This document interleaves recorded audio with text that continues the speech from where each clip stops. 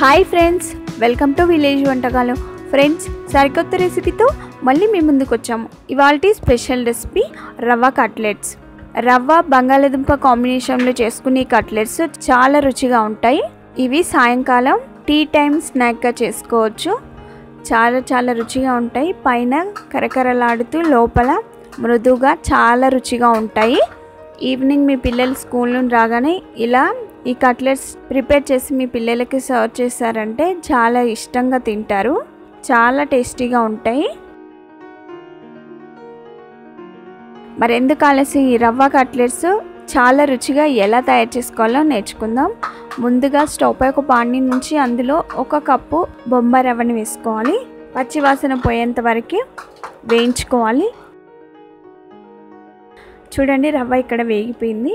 దీన్ని ఒక ప్లేట్లోకి తీసుకోవాలి. అదే బాండీలో 1 కప్పు బొంబాయి రవ్వకి 2 కప్పుల నీళ్లు వేసుకోవాలి. నీళ్లు మరిగేటప్పుడు మనం వేయించుకున్న రవ్వని గరిటెతో తిప్పుకుంటూ కొంచెం వేసుకొని కలుపుకోవాలి. అలా కలుపుకుంటూ వేసుకోవడం ద్వారా ఉండలు కట్టకుండా ఉంటుంది. దీన్ని చల్లారనివ్వాలి. అది చల్లారిన తర్వాత 1/2 టీ స్పూన్ పసుపు, 1/2 టీ స్పూన్ జీలకర్ర, 1/2 టీ స్పూన్ కారము, 1/2 టీ స్పూన్ ఉప్పు, 1/2 టీ స్పూన్ ధనియా పౌడర్, 1/2 టీ స్పూన్ అల్లం వెల్లుల్లి పేస్ట్, 1/2 టీ స్పూన్ చాట్ మసాలాను వేసుకోవాలి. ఆ తర్వాత సన్నగా తరిగిన ఉల్లిపాయ పచ్చిమిర్చి ముక్కలు, సన్నగా తరిగిన కరివేపాకు, కొత్తిమీరని కూడా వేసుకొని మనం వేసుకున్న మసాలాలన్నీ రవ్వకు పట్టేలాగా బాగా కలుపుకోవాలి. అలా కలుపుకున్న తర్వాత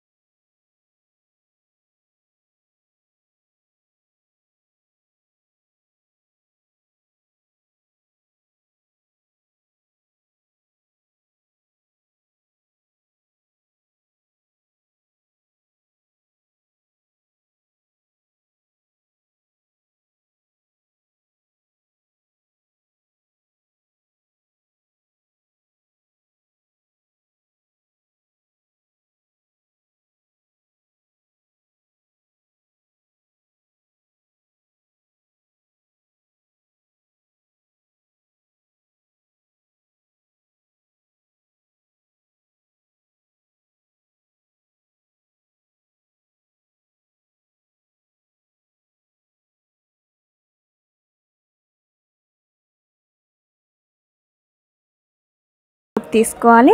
ఇవి చక్కగా ఫ్రై అయిపోయాయి.